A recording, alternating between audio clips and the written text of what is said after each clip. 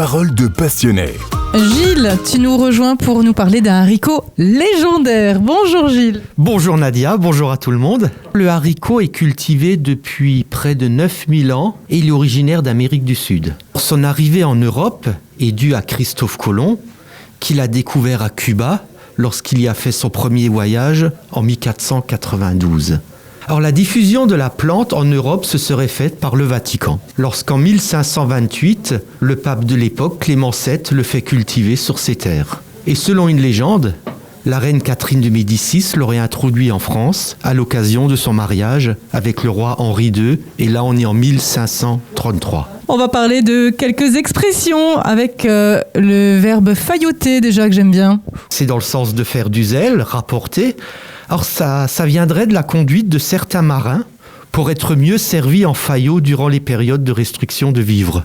La fin des haricots, c'est une expression qui apparaît au début du XXe siècle.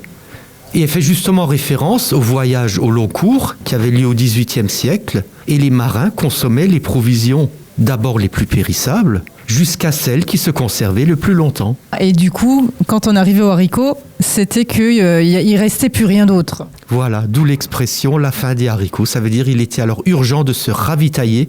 Et là, Gilles, tu m'as ramené des haricots spéciaux. Alors c'est quoi ces haricots? Parce que j'ai l'impression que tu m'as dessiné dessus là. Alors c'est une variété ancienne de haricots. Et quand on les regarde, effectivement, on a l'impression qu'il y a un dessin dessus.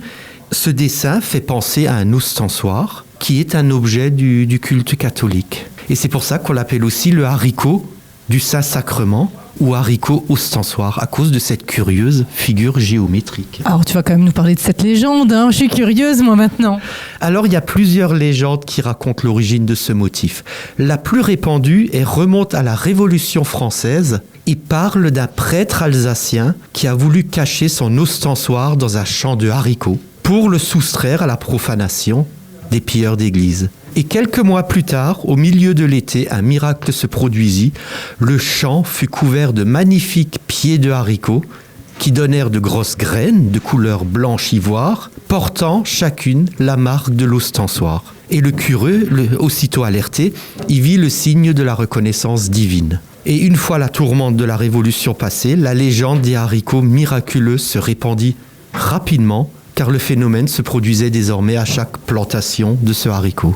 Ça, c'est des haricots que moi, j'ai jamais vus. Est-ce qu'on peut les trouver en commerce?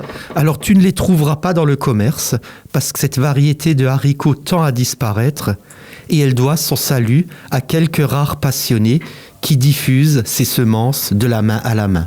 Pour conclure sur les haricots, Gilles.